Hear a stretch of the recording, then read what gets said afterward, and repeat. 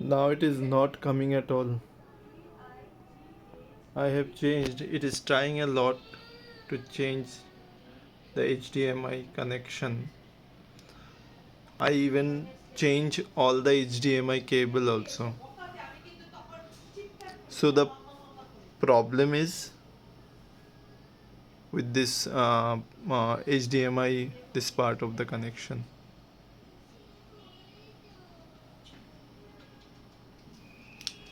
I switch.